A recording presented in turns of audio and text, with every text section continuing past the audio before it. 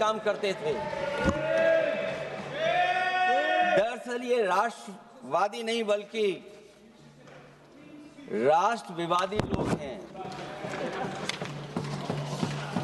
जहां विवाद करना हो, कभी अंग्रेज विवाद कर करके, डिवाइड कर करके, डिवीजन कर करके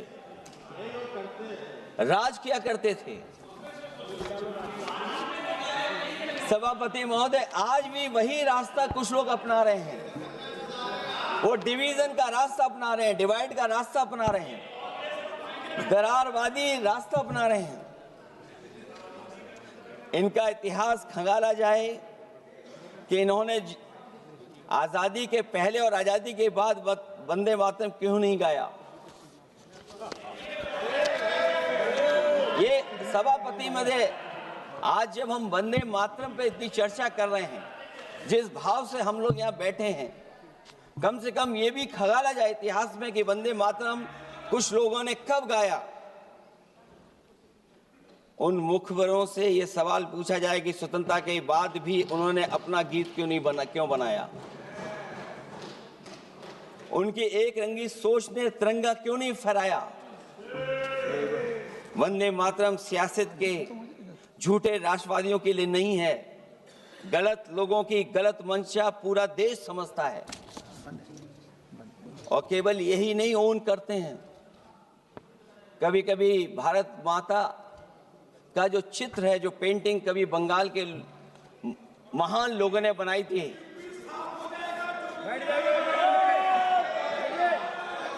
सभापति महोदय इनको देख लीजिए और फिर बैठ जाओ। सभापति महोदय, राजभर जी आप बैठिए, आपके नेता सभापति महोदय, वंदे मातरम का भाव ये भी था कि कम्युनल पॉलिटिक्स नहीं चलेगी और कम से कम हमारे उत्तर प्रदेश के साथियों ने कम्युनल पॉलिटिक्स को अंत किया है वहां पर जहां से कभी इन्होंने शुरू की थी। और सभापति महोदय, वंदे मातरम एक भाव के रूप में हमारे अंदर बसा है। चाहे उसके शब्द न याद हों, चाहे अर्थ न मालूम हो, चाहे पूरा याद न हो, उस सच्चे भारतीय के अंदर देश प्रेम की भावना जगाने के लिए इसके दो शब्द ही काफी हैं।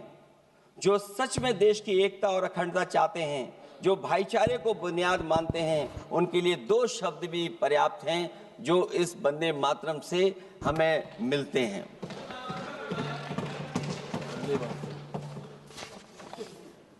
दूसरा किस्सा सुना दो अध्यक्ष महोदय। सभापति महोदय, इनका इतिहास खंगाल लीजिए, पूरा निकाल लीजिए। चुनावी सभाओं में कभी बाबा साहब भीमराव अंबेडकर जी की तस्वीर ये लोग नहीं लगाते थे। ये बात अगर सही हो तो बता दो। और ये तस्वीर कब लगाना शुरू किए? इनका एक सहयोगी साथी संगठन, जिस समय समाजवादी पार्टी और बहुजन समाज पार्टी ने मिलकर के इन्हें उत्तर प्रदेश में हरा दिया था, उसी दिन के बाद से बाबा साहब भीमराव अंबेडकर की प्रतिमा और तस्वीर लगाने लगे।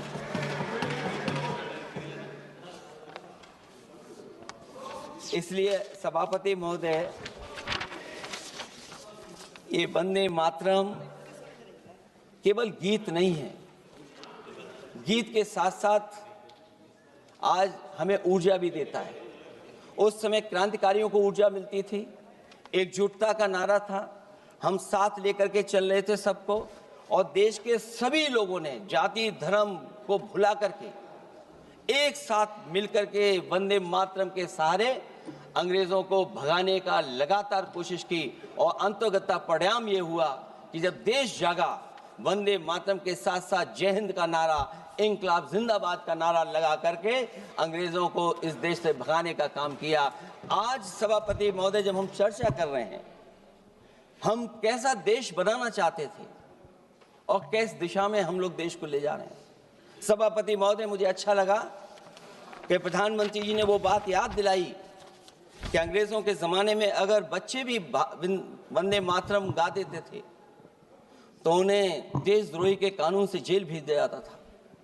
आज जब हम आजाद हो गए हैं तो आज देखिए उत्तर प्रदेश में क्या हो रहा है कि जो प्राइमरी स्कूल है वो बंद किए जा रहे हैं। 26,000 से ज्यादा स्कूल बंद हो गए। और जब बच्चों को पढ़ाने के लिए हम लोगों ने जिम्मेदारी उठाई, पीढ़ी के समाज के लोगों ने जागरूक होकर के पढ़ाने की कोशिश की, तो कभी अंग्रेजों ने मुकदमा लगाया था बच्चों पर देशद्रोह का। आजादी के बाद भारतीय जनता पार्टी की सरकार ने वहां पर मुकदमे उन पे लगाए जो पढ़ने गए और जो पढ़ाने गए। तो इसलिए वंदे मातरम का भाव जो था, उसी भाव से जुड़ करके हम सब मिल करके इस देश को और मजबूत करें। यही हमारी भावना है, यही हमारी सदस्यों की भावना है। जब हम 150वें वर्ष में याद कर रहे हैं तो वहीं हम ये याद करें कि जिस भावना से वंदे मातरम को हम लोगों ने देश के सामने गा गा करके अंग्रेजों को भगा दिया, ये देश कैसे मजबूत हो, एकजुट कैसे हो, बिना भेदभाव के और संविधान से कैसे चलें, क्योंकि ये संविधान से ही मिला हुआ हमें गीत है। इसलिए इस गीत के माध्यम से हम किसी पर टिप्पणी और किसी पर थोपने की कोशिश न करें और न किसी पे दबाव बनाने की कोशिश करें। आपका सभापति जी का बहुत बहुत धन्यवाद।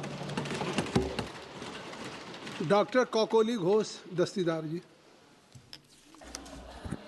वंदे मातरम, जय हिंद।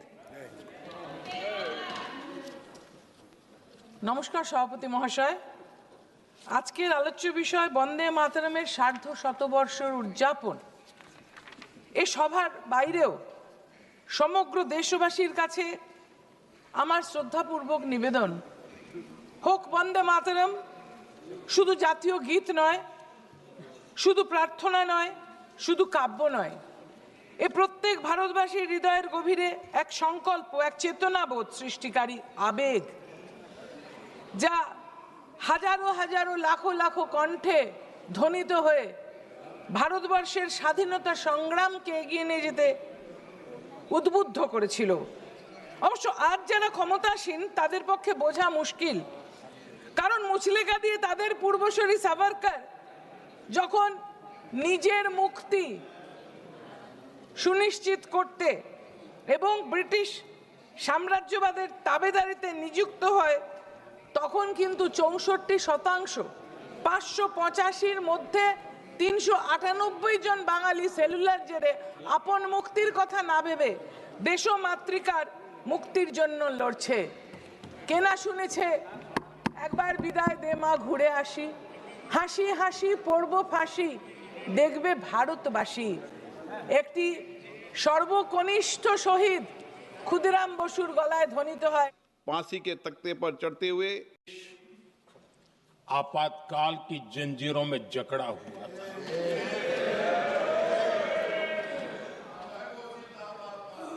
जब वंदे मातरम 100 साल के अत्यंत उत्तम पर्व था, तब भारत के संविधान का गला घोंट दिया गया था। जब वंदे मातरम 100 साल का हुआ, तब देशभक्ति के लिए जीने मरने वाले लोगों को जेल के सलाखों के पीछे बंद कर दिया गया था। जिस वंदे मातरम के गीत ने देश को आजादी की ऊर्जा दी थी, उसके जब 100 साल हुए तो दुर्भाग्य से एक काला कालखंड हमारे इतिहास में उजागर हो गया। हम लोकतंत्र के गिरोह में थे।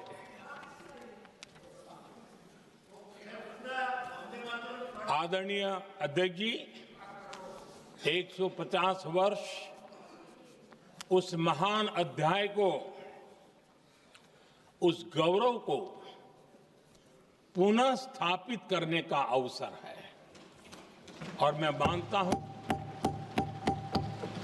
सदन ने भी और देश ने भी इस अवसर को जाने नहीं देना चाहिए। यही वंदे मातरम है जिसने 1947 में देश को आजादी दिलाई। स्वतंत्रता संग्राम का भावात्मक नेतृत्व इस वंदे मातरम के जयघोष में था। आदरणीय अध्यक्ष जी, आपके समक्ष आज जब मैं वंदे मातरम 150 निमित्त चर्चा के लिए आरंभ करने खड़ा हुआ हूं, यहां कोई पक्ष प्रतिपक्ष नहीं है, क्योंकि हम सब यहां जो बैठे हैं एक्चुअली हमारे लिए रण स्वीकार करने का अवसर है कि जिस वंदे मातरम के कारण लक्षावधि लोग आजादी का आंदोलन चला रहे थे और उसी का परिणाम है कि आज हम सब यहां बैठे हैं। और इसलिए हम सभी सांसदों के लिए, हम सभी जनप्रतिनिधियों के लिए वंदे मातरम के रण स्वीकार करने का ये पावन पर्व है।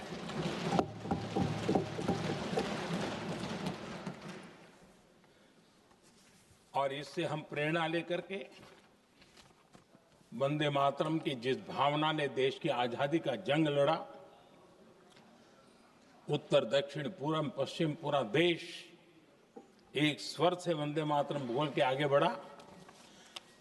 फिर से एक बार अवसर है कि आओ हम सब मिल के चले, देश को साथ लेके चले। आजादी के दीवानों ने जो सपने देखे थे उन सपनों को पूरा करने के लिए वंदे मातरम 150 हम सबकी प्रेरणा बने, हम सबकी ऊर्जा बने और देश आत्मनिर्भर बने। 2047 में विकसित भारत बना करके हम रहे, इस संकल्प को दोहराने के लिए ये वंदे मातरम हमारे लिए एक बहुत बड़ा अवसर है। आदरणीय अध्यक्ष जी, दादा तबीयत तो ठीक है ना? नहीं, कभी कभी इस उम्र में हो जाता है। आदरणीय अध्यक्ष जी, वंदे मातरम की इस यात्रा की शुरुआत बंकिम चंद्र जी ने 1875 में की थी और गीत ऐसे समय लिखा गया था जब 1857 के स्वातंत्र संग्राम के बाद अंग्रेज सल्तनत बौखलाई हुई थी, भारत पर भांति भांति के दबाव डाल रही थी, भांति भांति के जुल्म कर रही थी और भारत के लोगों को मजबूर किया जा रहा था अंग्रेजों के द्वारा।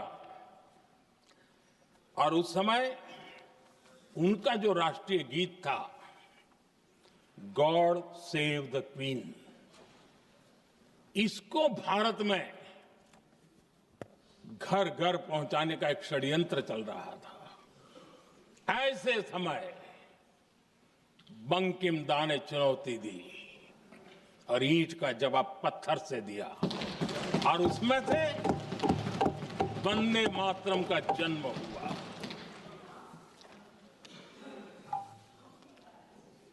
इसके कुछ वर्ष बाद 1882